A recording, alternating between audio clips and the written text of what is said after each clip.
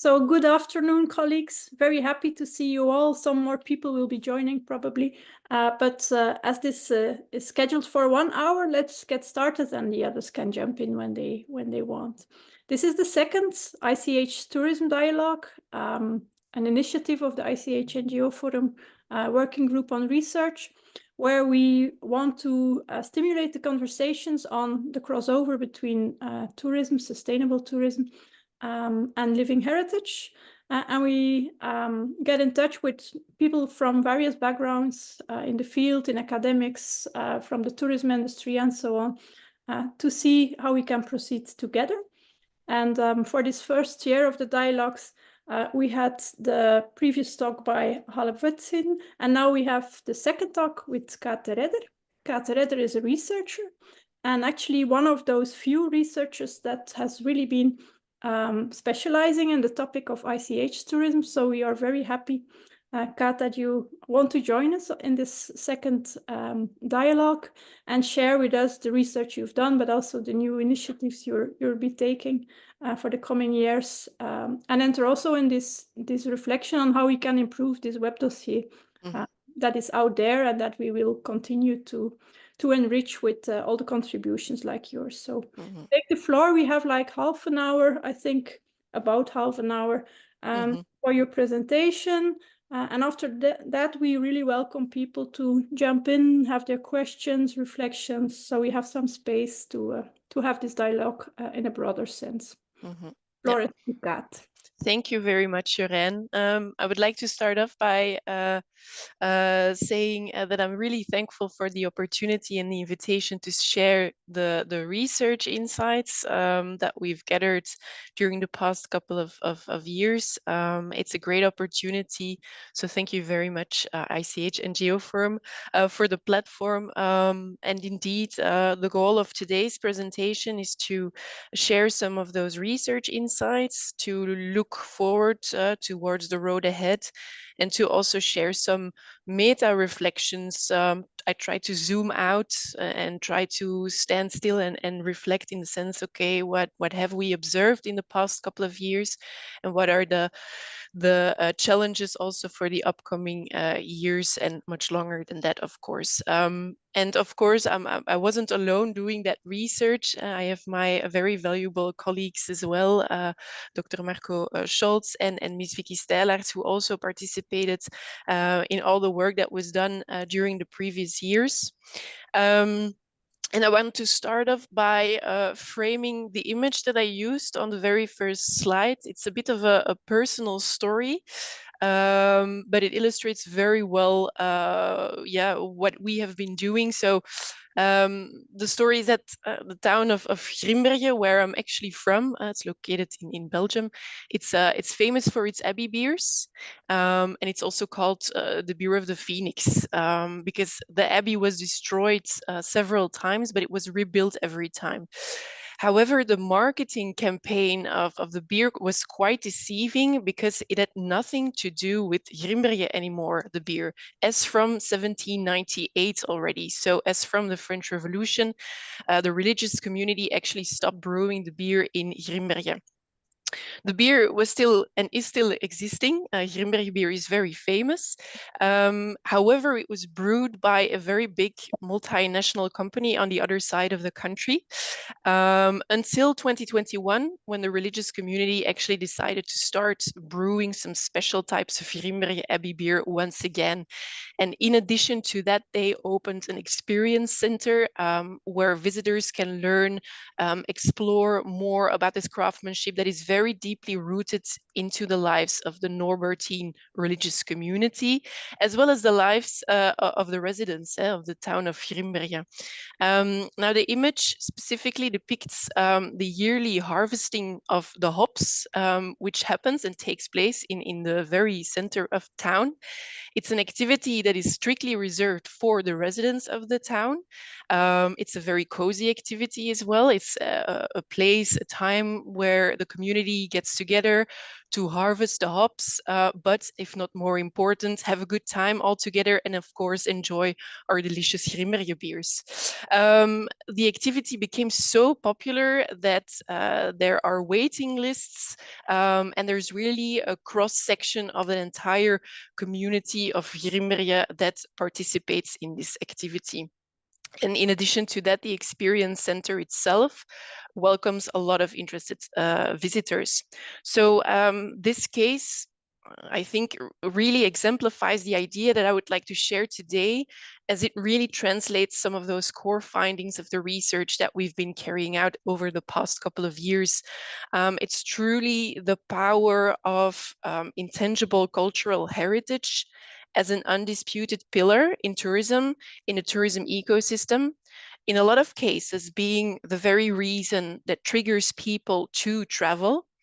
That if the core stakeholders, the communities, if they have a vision to share their practices with a broader audience, if they are empowered and supported in such an effort, a relatively small scale initiative like this one can already have a huge impact on the ICH community itself, on its development, on the visitors as well, as for the wider community as well, both in terms of economic development as well as social development.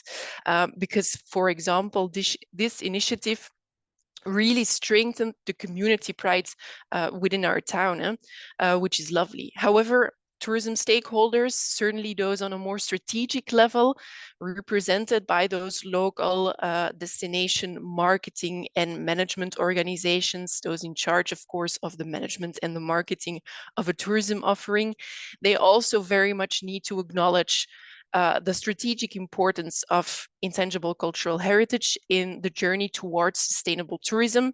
They need to be committed and they need to be involved. That is the case in this example, but once again, it's also one of the core findings of our research.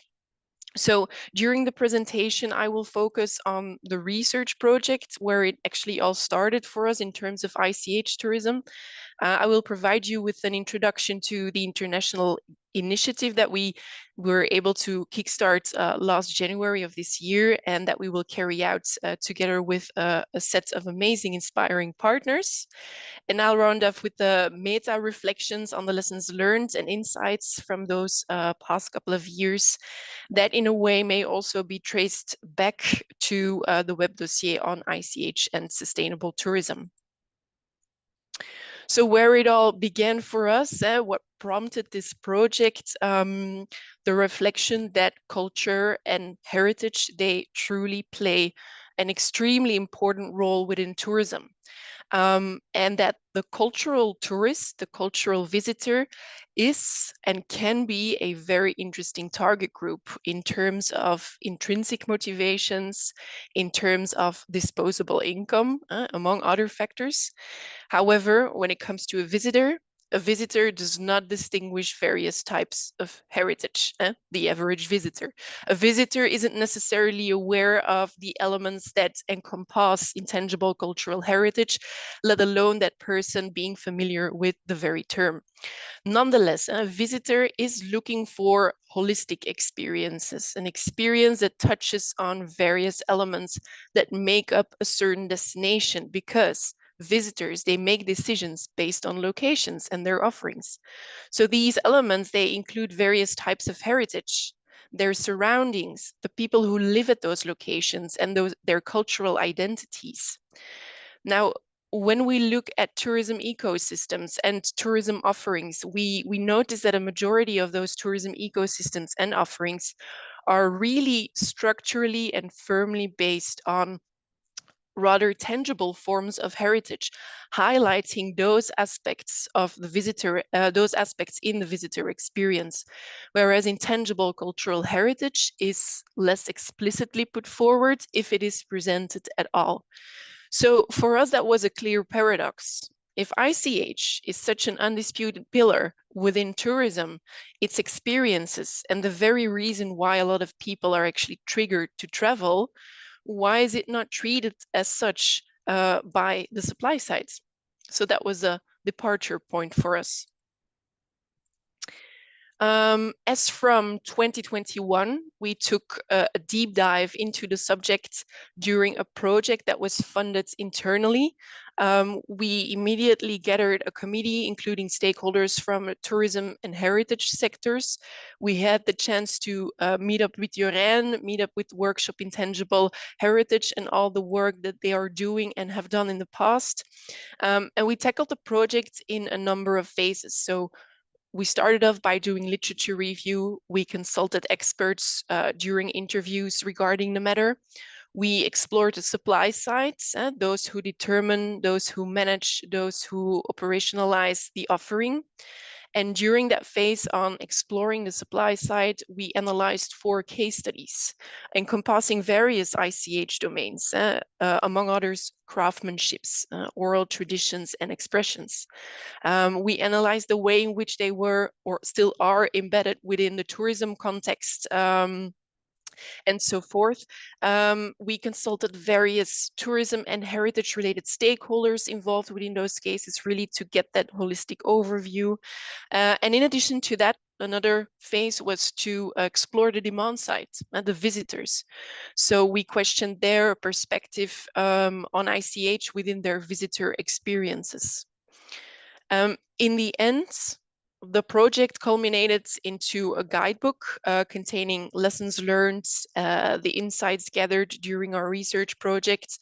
It includes a phased approach with reflections, exercises, tools to not only deal with ICH in a more sustainable and thoughtful way within tourism, to make sure that tourism acts as a leverage for safeguarding measures, but also to involve the right people and the ways to engage them. The guidebook itself is intended for those we define as the core stakeholders that need to work together in such an initiative. Heritage tourism actors, but most importantly, the ICH communities involved. So I want to briefly highlight what the guidebook's presented phased approach actually looks like. From a very simplified perspective, it contains 2 major parts. First of all, there are the phases of reflection, assessment, partnership building, and knowledge exchange between the stakeholders. So initially, it's all about getting a grip on your own specific context, both in terms of tourism dynamics, but also, of course, the intangible cultural heritage practices involved. Those who need to be behind the steering wheel, those whose voices who need to be heard. It's about asking each and every one of the within the partnership some critical and sometimes rather uncomfortable questions, including, is the translation within tourism interesting to us? Is it interesting from a tourism perspective? Is it interesting from an intangible cultural heritage perspective, from a community perspective? What are related challenges and opportunities? Is it an interesting initiative in the short term, but also in the long term? And for whom is it then actually that interesting? Additionally, it's about a deeper understanding about those involved ICH practices and communities. What does it actually entail? Who is involved? What are those limits of acceptable change? What are the core values that the tourism stakeholders and the tourism dynamics have to steer clear of, or rather not fundamentally impact? It's a critical reflection.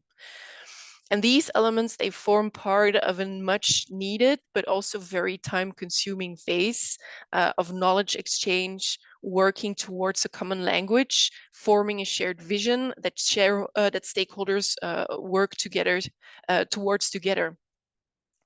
Now, only when these stepping stones, these fundaments are in place, when the critical, sometimes uncomfortable questions have been tackled, there is a possibility to take the next step towards a more creative experience development regarding ICH tourism.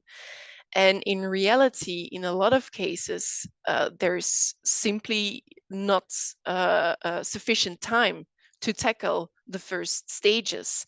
An intuitive reaction is then from the supply side to immediately turn towards the fun, creative parts, because that's where we have a lot of experience in, turning towards the creative part.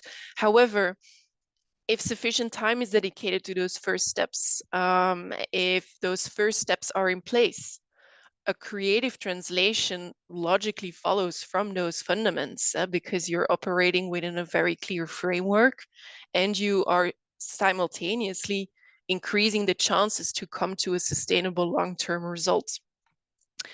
So regarding the creative twist, we do not propose experiences that need to be copy-pasted in the guidebook. We do not propose take the workshop approach, take the augmented reality tour approach, because it is very much unnecessary. The much needed creativity is in most cases present within a healthy partnership. We provide the tools through the guidebook to translate that creativity into something that can be actually realized in reality, in practice. And we make use of the double diamond model, which is a frequently used model within the design thinking method, which is rather an umbrella term for models used to design new products, services, and experiences. And the goal is really here to work in iterative loops. So during divergent and convergent phases, to really generate ideas, to select good ones, and to further refine them. In the image on the slides, monitoring and evaluation is the very last phase. It zooms in on the result of the creative process, on the process itself. In reality, that is something that continuously happens and needs to happen throughout the entire process. And there are some side notes regarding this process and the phases. I think it's important to add that this is not groundbreaking in the sense that we did certainly not invent the wheel. The steps highlighted already exist. It is about the application within the field of intangible cultural heritage tourism. It is about the conscious exercise of putting them all together by doing research on both supply as well as demand sides. It's about finding common ground to come to sustainable long-term strategic partnerships that share a common vision and a set of goals. It's really about gathering and providing very specific tools, usable reflections, exercises for a wider group of stakeholders to work on together. And finally, and that's what I think is also very important, it's all about raising the much needed awareness when it comes to working with intangible cultural heritage and ICH communities in a tourism context. So, of course, we're researchers, we're always very critical towards ourselves.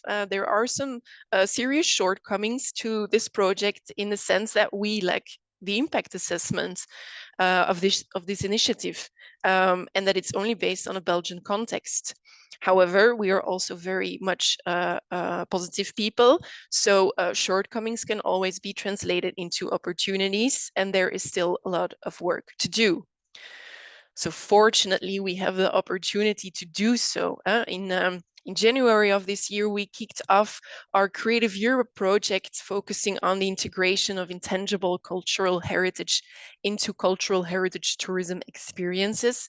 And we're doing that together with a number of inspiring European partners, from Belgium, of course, from Italy, from Poland, from Croatia, and from Sweden. So it's a very European multinational consortium of very experienced partners. It's a 4-year project building on the expertise of these partners involved, but also including multiple stakeholders such as heritage communities, tourism stakeholders, and together we will explore ways of integrating ICH into meaningful and sustainable tourism experiences.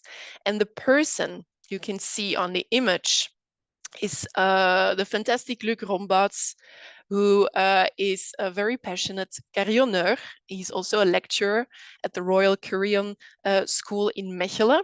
And the carillon culture in Mechelen is the Belgian pilot in the ICH Journeys project. And more about those pilots a bit further down the road. So I'm going to go over the background of the project quickly, in the sense that it started from the clear idea and the vision that when shaped in a sustainable way, ICH tourism can really function as a catalyst that fosters cultural practices, that fosters cultural traditions, knowledge exchange, education, and a sense of broader appreciation of culture and safeguarding of that culture. At the same time, may also result in various benefits on the different levels for the groups involved and for the regions where it's taking place. Simultaneously, we're also dealing with some needs that were also partly the starting point of our previous project. Intangible cultural heritage is still not entirely understood, made engageable. It has a very specific nature, so it requires a different approach. We're still lacking that mutual language. We're still lacking goal alignment between different stakeholders, and so on. And so there are multiple needs that will be tackled and that have been translated in objectives of goals within this project. As first of all, we're going to search for and identify innovative, inspiring, creative processes, methods, and tools to, in a coherent and systematical and sustainable way, incorporate ICH into cultural tourism experiences. But we're going to do that by applying co-creation, forming synergies among various national, international target groups. And those insights, we're going to translate those findings, lessons learned into guidelines and training materials, so that in turn, hopefully, we're able to empower our target audiences to stimulate capacity building and to shape a learning network, so that we're focusing on sustainability in the broadest sense of the word, while also stimulating ICH safeguarding. So a very rough overview of the project is that it actually contains 3 major phases. So we have a pre-pilot discovery phase. Then we're moving, it's all about gathering insights during that phase. Then we're moving towards the development and the implementation of pilots and the testing through co-creation with various target groups. And in the end, it's a translation of those insights and findings into training material and guidelines that in turn are able to complement and build on valuable material that is already existent, that we're further connecting the dots, such as the web dossier on ICH and sustainable tourism, that it's really about a reinforcement and forming synergies. So to give you an idea of the pilots that we're going to tackle, 5 pilots in total. The goal of the pilots is rather not to strengthen already very strong tourism-centered practices with heavily commodified tourism experiences. We're going to focus on practices that have the potential for further mindful and sustainable development. And we're going to tackle various questions. How do we integrate ICH into tourism? And if we're using technology, for example, which technology? Is it necessary to use technology? How will this be managed? How to overcome potential barriers and obstacles, and what are those barriers and obstacles? How to involve different target groups, how to identify them. So it's a whole series of questions that we would like to tackle. And those pilots there, they take place in a very different settings, urban, rural contexts. So in Belgium, we have the pilot of the carry-on culture, of course. In Verona, we're focusing on Tocati, and so also ludodiversity, which is both an urban and a rural context. We're combining both. while in Sweden, we're focusing on the land of legends in the Kronoberg region, which is a marvelous example of oral traditions and expressions. In Croatia, we're focusing on the Batana Eco Museum and, of course, the practice of Batana, the Mediterranean diet, for example. And in Poland, we're zooming in on Szopka, right? The nativity scene practice in rather urban context of Krakow, the city of Krakow. So also warm invitation towards you to follow the ICH Journeys LinkedIn page, to stay tuned for project updates, because those will surely come in the upcoming months and years, of course. So to round off, I try to zoom out a bit, reflect on the matter, and I noted down some elements that I would like to take along. First one is learn to walk before you can run, in the sense that in the beginning of our internally funded project, we had a very clear research pathway in mind. We would immediately kick off things. We would start working on a deeper level regarding ICH tourism. But throughout those first stages of the project, we very quickly came to the realization that a lot of tourism stakeholders we spoke to had difficulties grasping the concept of ICH, were in some cases unfamiliar with the concepts, with its dynamics, with the stakeholders involved. So we had to take one step back, put our research planning aside, and start from scratch, in the sense that we really made a brochure together with FARO, the Flemish Institution for Cultural Heritage, and the workshop Intangible Heritage, a brochure catered to the audience of tourism stakeholders, more specifically the DMOs, regarding the topic of ICH tourism and what is ICH actually. And in addition to that, we also set up an educational webinar for the target group. And looking back on that, it's rather a practice of practice what you preach, in the sense that we constantly focus and constantly highlight those crucial first stages of identifying the right stakeholders, building partnerships, getting to know each other, working towards mutual understanding and having that shared language. But we also had to apply it in our own processes as well. And that was an important reflection. And it's really vital when it comes to long-term partnerships and engagements.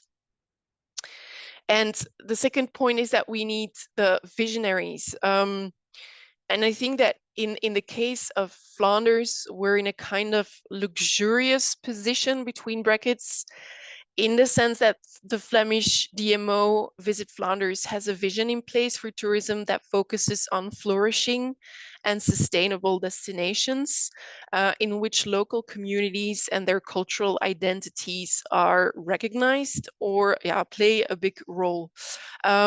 So on a more theoretical level, for us, that offers a solid framework to work with.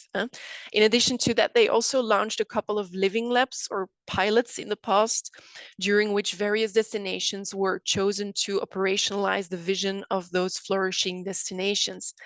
And the people involved in those kind of initiatives are representatives of the tourism industry on a rather strategic level, but are also more in touch with the dynamics that are present within sustainable tourism and sustainable ICH tourism.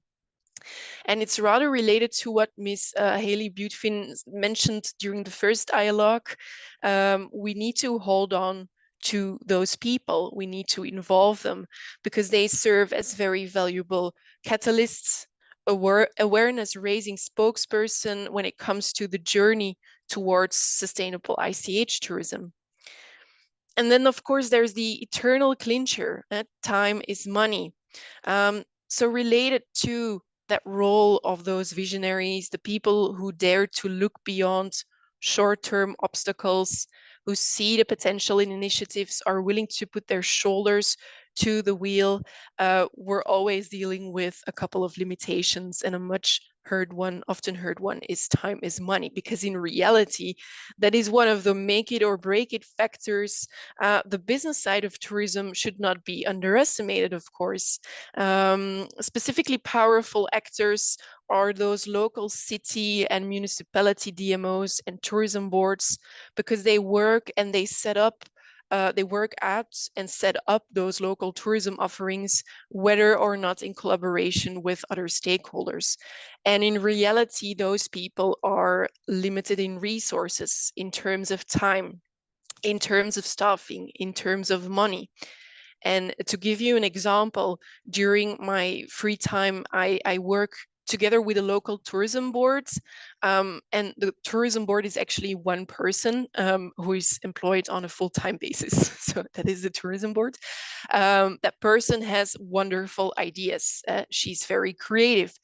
But when I asked whether those ideas can be traced back to a policy or a vision or some kind of framework, it became very clear that something like that simply does not exist, because there's no time to draft it. Actions need to be initiated, initiatives need to be launched. It's perceived as a waste of time because elections take place every 4 years, and then she would have to redo the whole thing. So it's not a priority.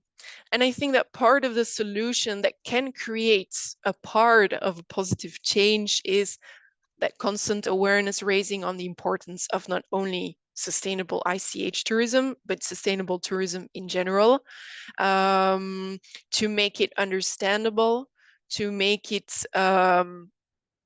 straightforward, and to translate its principles to a specific context.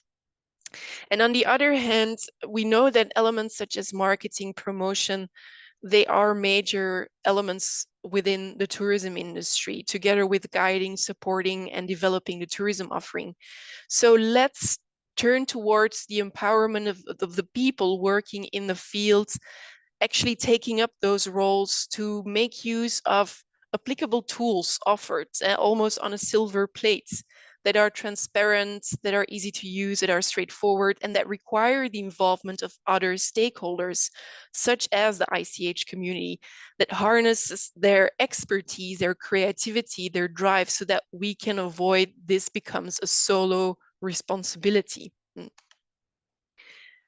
It's all about a similar asset, different dynamics. So once again, that importance of a shared language and common grounds. We need to make sure that those tools and approaches provided, that they really reflect that need for a shared language and a common ground, merging dynamics and characteristics of both ICH and tourism, also in terms of that typical tourism lingo, in the sense of business models, experience development, marketing and promotion, but also taking along safeguarding stakeholder involvement and your ICH community. Because when thinking about it, we're dealing with, in some way, with the same core assets, between brackets, but the fields approaching that asset are doing it from different perspectives, and we need to bridge the perspectives. And for that, we also need to work together with the tourism industry to develop these type of elements. In addition to that, the visitor does not exist. It's a very diverse set of people, as is the case with any group, different needs, different wants, behavior, motivations. We are all visitors and travelers as well. And it's important to realize that that in turn is an important aspect in tourism, and that the exercise regarding target audience must be made by the members of the ICH communities, along with many other elements that are key factors within the tourism sector, together with the support of the tourism stakeholders. Asking ourselves the question, which type of visitors are we trying to attract here by developing which type of experiences? Because there is nothing wrong with user centricity, with placing your focus on the end user, the visitor, when developing an experience. And that's quite extreme to mention that, because putting user centricity at the focus is a must. if you are not putting yourselves in the shoes of a visitor when making decisions regarding experience developments and the entire customer journey that will eventually impact the context in which it is embedded, how will we then even attract the visitors that we want to attract? However, user centricity as the focal point, okay, there is a big but. User centricity always needs to be firmly embedded within a framework that is actually imposed and translated by the ICH community. And to round off, tourism is that long-lived tourism in the sense that when dealing with cultural tourism, working with intangible cultural heritage, working rather with tangible heritage elements requires a rather classic approach in the sense that you're dealing with somewhat more static elements that require relatively static tourism products and services, to put it forward in a very simple way. We cannot put people who possess certain skills, know-how, expertise, elements that form part of their cultural identities behind glass barriers in a museum like we've been doing for ages in tourism. We cannot do that. We need to rethink the way we shape our tourism landscape. We need to rethink the way we immerse visitors in a meaningful and memorable experience.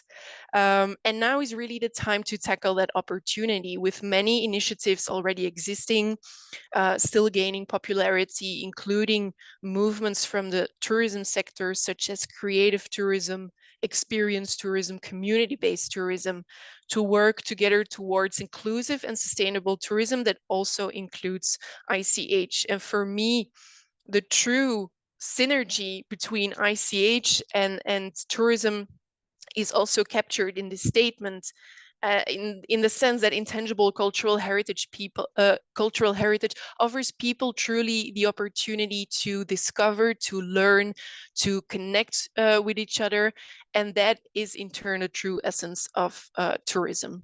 Thank you very much for your attention. Thank you, Kaat, for this very appealing presentation. I look at the audience if someone immediately has some question or reflection on Kaat's presentation and her research.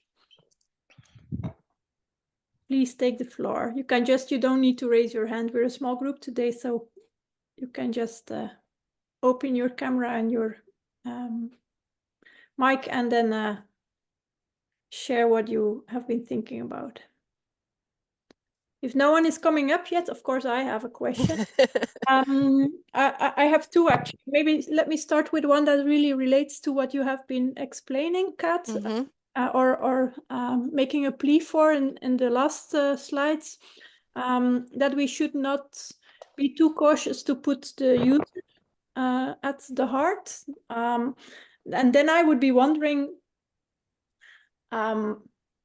I guess for the kinds of practices, living heritage practices that are often here at CASE, this could also be like a very specific kind of users, which makes that it becomes another kind of target groups, and thus a totally different maybe kind of programs that you offer. Yeah, in the sense that I think it's very important to stress that it's the visitor landscape is very diverse, and I think it's important to reel in some of those perhaps rather traditional tourism or business reflections, in the sense that when developing a product or a service, always asking yourself the question, who is my audience? And I think the power in ICH tourism and healthy power partnerships is that the final say is up to the ICH community to also determine who that perhaps very specific range of visitors and target audience can be, but just to make sure that the exercise is included and that it is translated to the stakeholders taking part in the exercise. To me, as one of the colleagues here, then it's fascinating to try to see when we would focus like a a quite general visitor of a place that is looking indeed for the holistic approach. Which kind of offering would you be developing then? And when you would be, for example, focusing on let's say, the very sustainable traveler that is really looking to support local traditions, would you come up with a totally different product? It could, yeah, it could. Because I think it's important to provide the tools that foster that creativity that is present in a partnership, and that allows it to be translated depending on what comes out of the question: who do we want to attract towards this experience, towards this product or service? And I think, yeah, it's about translating those elements that DMOs, for example, or tourism stakeholders have a lot of experience in, and I think that's where their power also is in terms of business models, in terms of marketing as well, to make that switch and to translate it to the context in which we're dealing with. So it's not only about defining visitors and target audience, but doing the same exercise for that entire value chain, actually. And in that sense, what strikes me, we have been working together now for some years, and I learned to see that we need to translate the ICH speak. But I think we also, and then I also look at the web dossier, we might also still need to do the exercise the other way around, because you're using a lot of concepts. I don't know the colleagues here, like DMO or the marketing approaches and so on, that maybe also need to be translated to the ICH field and colleagues. Yeah, and that's why I also pointed out that it's important, I think, to work together with the tourism industry, and certainly like those forefront runners who are dealing with those types of tourism already, that have such reflections in place, to involve them, so that we can really, it's a translation exercise almost, because the web dossier is very useful, but in turn I think it would be very interesting to also shed a light on it from a tourism industry perspective, in sense of translating some concepts and exercises, because both fields have their strengths, and I really believe in the synergy when those two meet in the sweet spots. Yeah. So one of the exercises we can take from this dialogue is maybe at least to have a look also at the tourism concepts, and how we could maybe, in addition to the concepts that have already been explained, see what gaps are there and which we could add, so that for both approaches it can help to foster these translation exercises. Yeah, I think that would be very interesting. Yeah. Again, I look at the group. Someone having a question? Yeah, I'd like to just make a couple comments. First of all, thank you for the presentation. It's great to see such extensive, long-range, systematic research. ICH tourism is all over the place, even if it's not labeled as such. So there, as both mediated practice and as a direct representation to tourists of cultural practices. So, I think that there are issues of like, questions of mediation, how it's done, whether or not it's within a context that's labeled ICH. Of course, communities interpret their own traditions. They have control over their representation, particularly indigenous communities. So I think that there should be an expansive view of what ICH is in terms of the stuff of ICH, as well as the what's projected out, or what's organized and produced by within the self-labeled ICH community. I also wanted to bring up the point about guest-host relationship, which is an important dimension in tourism scholarship. Tourism is viewed as a contact zone where people have the opportunity to encounter each other through face-to-face interaction. And so a challenge is how you create a relationship, which Owe Ronström in Sweden has done some very interesting work in Gotland with students about that, about how it's a visit, how it's an interaction, and how it's an encounter. Okay. So, in drilling down to what happens within tourism, it's how people directly encounter each other in a non-service, non-solely transactional kind of relationship. Mm-hmm. And I think another thing to consider also is the impact, obviously, of tourism on the transformation of traditions, Mm-hmm. and that also relates to issues of over tourism, of course. And when does a community lose control of its practices? How is recontextualization structured so that it's that it's a meaningful experience, but also, when should there be control of access? I want to mention something that I can try and share with people in the group. The Journal of American Folklore did a special issue, the current issue on folklore heritage and public sphere. And there was a article by Ali Ronstrom about the program that he does in Sweden. There's another one by Lucy Long on culinary tourism.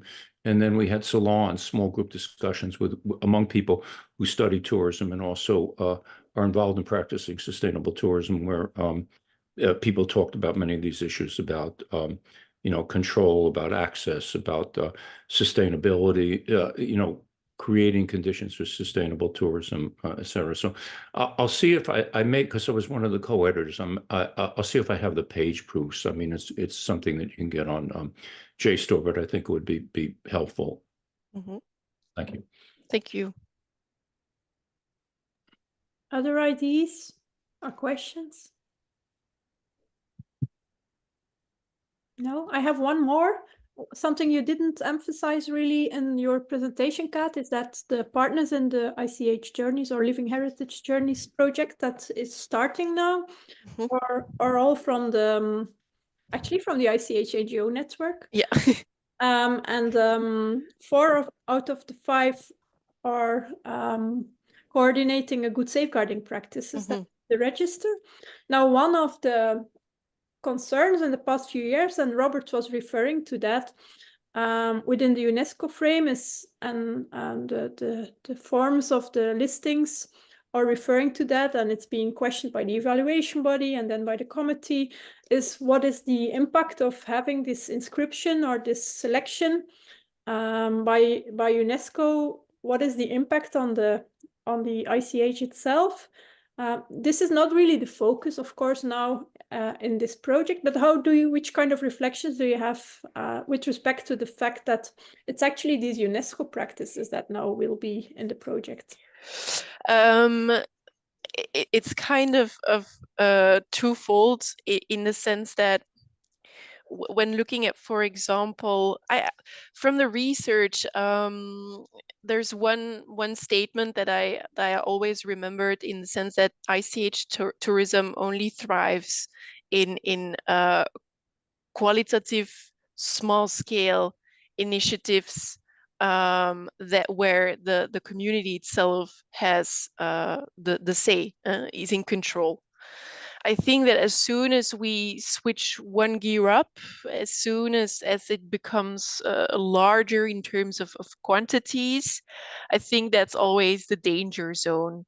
And what I'm sometimes struggling with when it comes to UNESCO, and certainly like last week when I gave a class on UNESCO World Heritage Sites, I always give a lot of examples on, okay, so the idea of the designation of the site was also to protect it, but at the same time, by putting the sticker on it, you're drawing so many people to those sites, so they're actually doing the very opposites of what we actually wanted to reach with putting a sticker on it. So, and it's very much about educating visitors, also attracting the right visitors. And I think the tourism industry has a huge role to play in that, in the sense of fostering and stimulating conscious, ethical, and sustainable tourism through a myriad of various ways, to also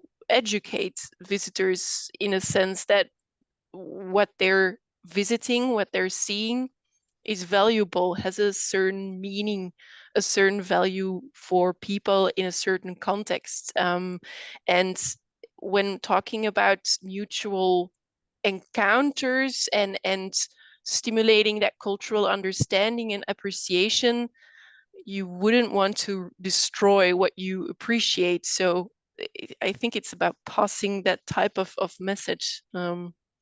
Yeah.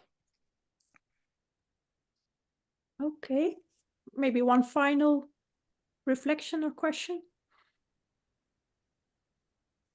If not, then I see no hands or voices. No. If not, then I propose we conclude. It's Friday evening, for some it's Friday morning. But we will end this week. We're very happy to have had you here, Kaat. And we will continue to be in touch with you, also to have a look maybe at those missing dimensions in the web dossier. We try to integrate lessons from every dialogue again in the web dossier. So this is an ongoing work. And of course, for the people here and the people visiting the web dossier, we will be updating you also on the Living Heritage Journeys project, as it's very linked to the work in this group. Also, Martin is part of the think tank, for example, so there will be this fruitful collaboration between the different activities that are running at the moment.